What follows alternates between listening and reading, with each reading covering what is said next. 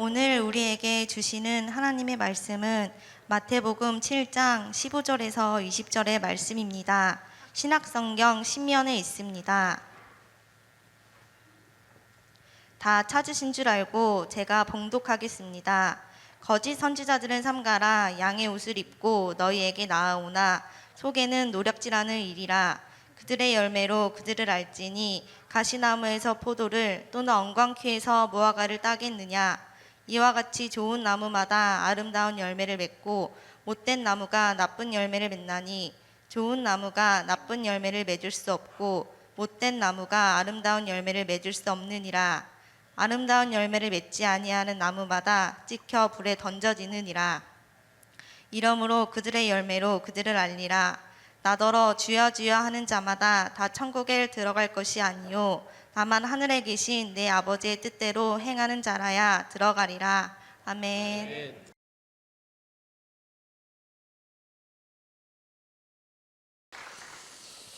러시아에 한 소설가가 있었습니다.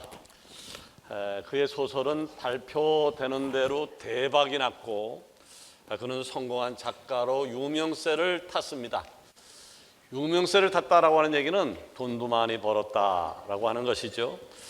그는 이제 베스트셀러 작가라고 하는 명예와 자부심 그리고 풍족한 돈, 수많은 사람들의 관심과 사랑, 부족할 것이 없어 보였습니다.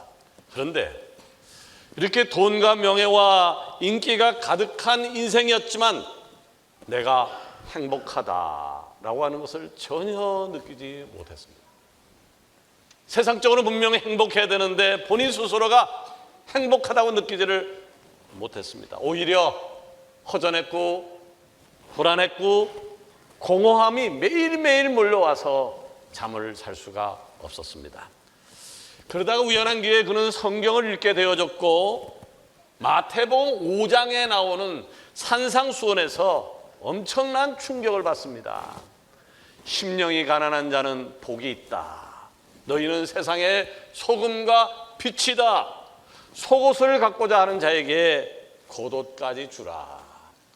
이 소설가는요, 예수님의 말씀을 받아들이는 순간부터 놀랍게도 그의 마음에 그동안 저를 지배했던 불안, 공포, 인생의 해이가 다 사라졌습니다.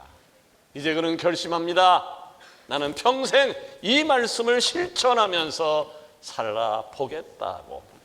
여러분, 이 소설가가 누구인지를 아시겠습니까? 인류의 대문호라고 불리는 톨스토이입니다. 그렇습니다. 심령이 가난한 자는 복이 있나니로 시작하는 이 산상수훈은요, 수많은 사람들에게 깊은 영향력을 주었는데 오늘 읽은 본문은 산상수훈의 결론적인 부분입니다. 예수님께서 산상수훈의 모든 말씀을 하시고 이렇게 결론을 내렸습니다. 16절에 보니까 그들의 열매로 그들을 알지니, 20절에 이러므로 그들의 열매로 그들을 알리라. 열매 이야기를 하고 있습니다. 아멘. 주님께서 이러는 거예요. 내가 누구인지, 내가 어떤 사람인지를 아는 것은 다른 것이 아니라 바로 열매를 통해서 알 수 있다라고 하는 거예요. 아멘. 다른 말로 이야기하면 열매가 얻게 되어지면 예수님이 내가 누구인지를 모르겠다.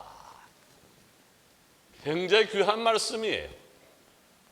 내가 어떤 열매를 맺지 않으면 주님이 내가 누구인지를 모른다라고 하는 이야기입니다. 바로 여기에 우리가 왜 열매를 맺어야 되느냐라고 하는 분명한 이유가 있죠. 왜? 열매가 없으면 주님이 나를 모르니까. 주님이 나를 모른다니까 말입니다. 그렇다면 이 열매라고 하는 것이 어떤 역할을 하기에 예수님은 그토록 우리에게 열매 맺는 인생이 되어야 된다, 열매를 강조하고 있는 것일까요? 첫 번째 열매는 참과 거짓을 구별해 줍니다. 본문 15절에 보니까 거짓 선자들을 삼가라. 양의 옷을 입고 너에게 나오나 속에는 노략질하는 일이다. 아멘. 여러분, 선지자가 다 선자가 아니라고 하는 얘기예요. 목회자가 다 목회자가 아니라고 하는 얘기예요. 직분자가 다 직분자가 아니라고 하는 얘기예요. 선지자가 있으면 거짓 선지자도 있다는 거예요. 참 집사가 있으면 집사가 아닌 무늬만 집사도 있다라고 하는 겁니다. 그런데 거짓 선자들이 내가 거짓 선자요 라고 써붙이고 다니는 것이 아니죠. 오히려 양의 옷을 입고 나타나 착한 양,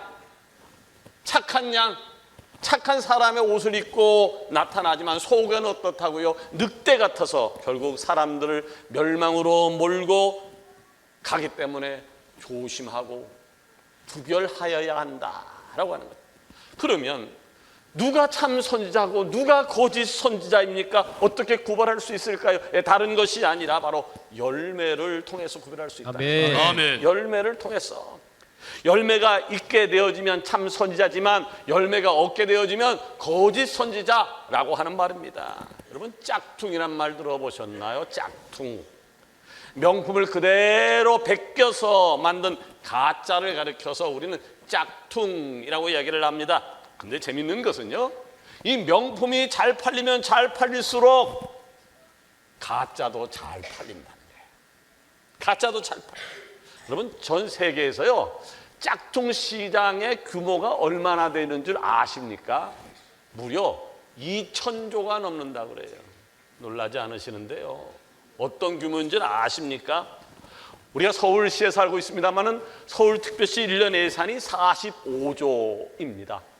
우리나라 1년 전체 예산이 656조예요. 그런데 짝퉁 시장의 규모가 2,000조라고 하니까 이게 엄청난 규모입니다.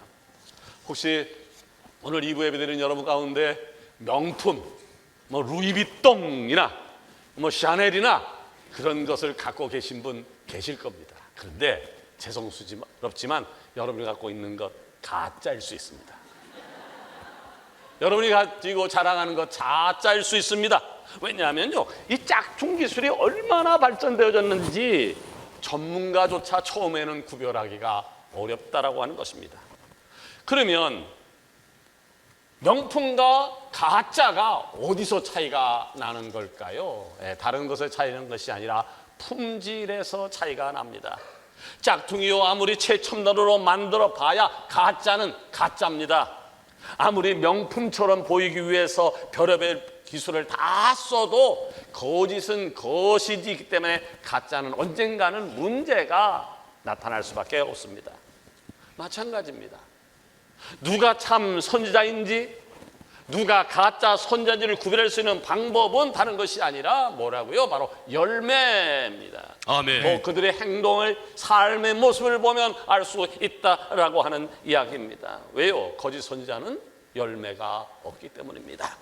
그래서 요한일서 4장 1절을 이렇게 권면하고 있습니다. 사랑하는 자들아, 영을 다 믿지 말고 오직 영들이 하나님께 속하였나 분별하라. 많은 거짓 선지자가 세상에 나왔습니다. 아멘.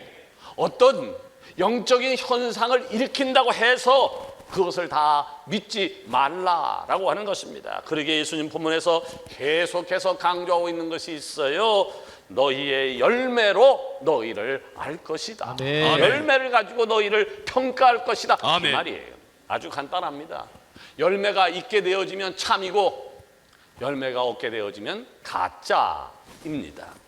오늘날 한국교회가 어렵다, 위기다라고 하는 말을 귀가 따가울 정도로 많이 듣습니다. 왜 하나님의 교회가 어렵다, 힘들다라고 하는 얘기 계속 나올까요? 이유는 하나입니다. 열매가 나타나지 않아서입니다. 어디 가게 되어지면 나는 크리스찬입니다, 나는 집사입니다, 권사입니다, 명함은 들고 다니는데 삶에서 예수님의 제자라고 하는 열매가 나타나지 않고 있습니다. 사랑하는 여러분, 열매가 있어지기를 축원합니다. 아멘. 두 번째로 열매는 결과를 나타냅니다. 열매는 결과를 나타냅니다. 계속해서 본문 16절에 보니까 그들의 열매로 그들을 알지니 가시나무에서 포도를 또는 엉겅퀴에서 무화과를 따겠느냐. 가시나무에서 포도 열매가 맺힐 수 있을까요?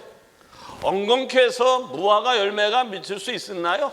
불가능합니다. 절대로 있을 수가 없습니다.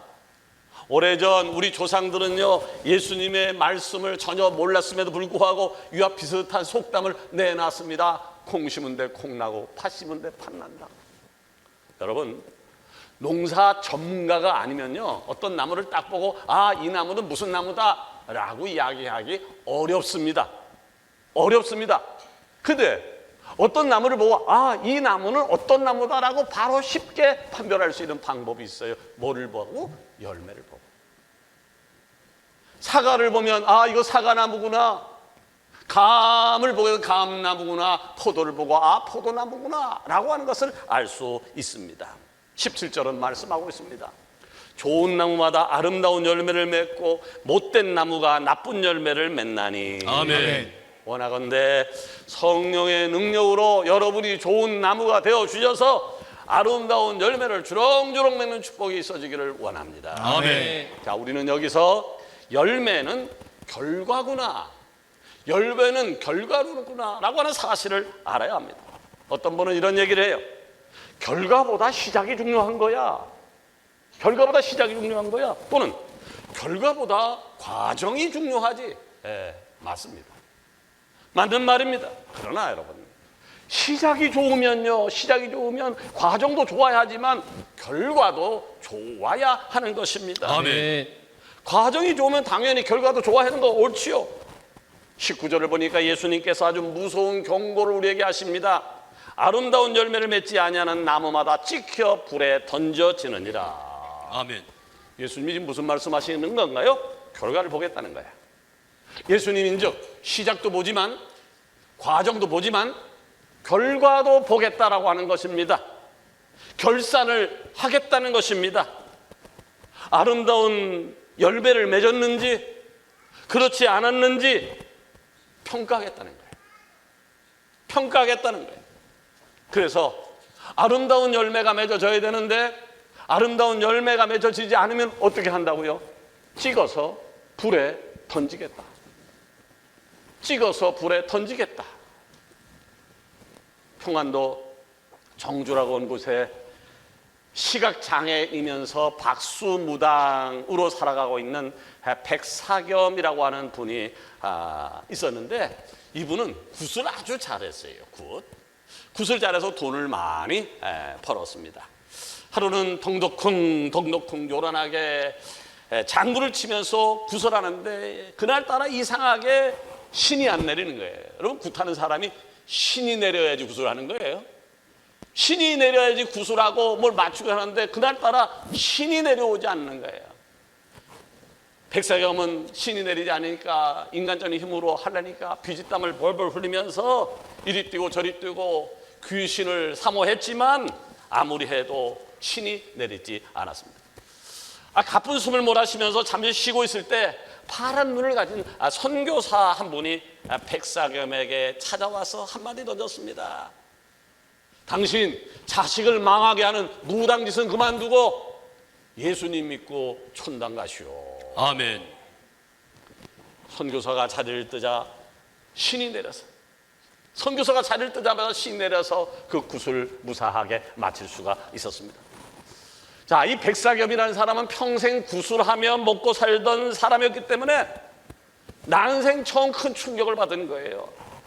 자기가 모신 귀신이 최고인 줄 알았는데 자기가 모신 귀신보다 더 큰 귀신이 있다고 하는 사실을 알았기 때문이죠. 그는요, 그날로 선교사를 찾아가서 묻습니다. 선생님, 어떻게 하면 내 자식이 망하지 않고 잘 될 수 있겠습니까? 부모라면 자식이 잘 되었으면 좋겠다는 바람을 누구나 갖고 있기 때문에 지금 선교사에게 그렇게 물었던 거죠. 어떻게 하면 내 자식이 잘 될 수 있습니까? 선교사가 대답합니다. 예수님을 믿으면 자식이 잘 되고 축복을 받습니다. 아멘. 그 말에 이 백사겸이라고 하는 사람은요, 그날 당장 무당일을 때려치우고 그날로 온 가족이 함께 교회를 나가기 시작했습니다. 마침 그때 교회가 한창 건축 중이었는데 건축하던 교회가 건축을 진행할 수 없게 돼요. 돈이 떨어졌어. 그때 이 백사겸이라는 사람이 자기가 갖고 있던 땅을 긴급하게 처리하고 그것을 헌금을 들여서 그 헌금을 통해서 그 교회가 무사히 완공이 되었습니다. 이에 선교사는 그 백사겸이라는 사람에게 너무너무 고마웠어요. 왜냐하면 건축이 되지 못할 판에 그 백사겸이라는 사람이 헌금을 해서 건축이 마무리돼서 얼마나 고맙겠어요. 저는 교회 건축을 해본 목회자로서 그 선교사의 마음을 충분히 이해해요. 우리 교회도 건축을 하면서 그야말로 어려울 때에 헌금을 선뜻 해주신 많은 분들이 있는데 늘 그분을 생각할 때마다 가슴이 저릴 정도로 마음이 아프기도 하고 고마운 마음을 갖고 있습니다. 그래서 이 선교사가 그 백사겸 사람에게 이야기를 했다는 거죠. 당신 아들 보니까 똑똑한 것 같은데 내가 미국으로 데려가서 공부를 시켜도 되겠습니까? 백사겸이라는 사람은 미국이라는 말에 예 할렐루야 얼마든지 내 아들을 데려가 공부시켜 주십시오. 이 선교사는 그 아들을 미국으로 데려가서 공부를 시켰습니다. 공부한 다음에 돌아왔습니다. 돌아온 그는 대한민국 초대 국회의장, 문교부 장관, 연세대 총장을 지냈던 백낙준 박사입니다. 여러분 생각해 보십시오. 만일 이 백사겸이라고 하는 사람이 평생 박수무당으로 구슬하고 살았더라면 그의 가정과 그리고 자녀들은 아버지를 따라서 무당이 되지 않았겠습니까? 그런데 어두운 영을 벗어버리고 예수는 믿고 하나님 앞에 심었더니 백사겸의 자녀는 장관도 교수도 대학 총장도 될 수 있었던 것이죠. 아멘. 이것이 바로 아름다운 열매의 결과라고 하는 것입니다. 아멘. 우리 서강 공동체 안에서도 대학 총장도 나오고 장관도 나오고 국회의원도 나오고 아멘. 대기업의 CEO도 나오고 아멘. 이런 풍성한 열매가 아름다운 결과가 곳곳에서 나와주기를 주 예수 그리스도의 이름으로 축원합니다. 아멘. 세 번째로 열매라고 하는 것은 하나님의 뜻을 행하는 겁니다. 아멘. 열매는 하나님의 뜻을 행하는 겁니다. 본문 21절에 예수님 말씀하셔요. 나더러 주여 주여 하는 자마다 다 천국에 들어갈 것이 아니요 다만 하늘에 계신 내 아버지 뜻대로 행하는 자라야 들어가리라. 아멘. 누가 천국에 들어간다고요? 누가 천국에 들어간다고요? 기도할 때 날마다 주여 주여. 아니면 이 크게 벌려 찬송하는 사람이 하늘나라 간다고요? 아니에요. 그럼 누가 천국에 들어가나요? 하나님 아버지의 뜻대로 행동으로 옮기는 사람. 아멘. 하나님 아버지의 뜻을 실천하는 사람. 아멘. 이런 사람이 천국에 들어가는 것입니다. 아멘. 다시 한번 마태복음 25장에 나오는 초유명한 달란트 비유로 한번 가 보겠습니다. 자, 달란트의 비유에 보게 되어지면 어떤 사람이 5달란트를 받고 어떤 사람은 2달란트를 받고 어떤 사람은 1달란트를 받았습니다.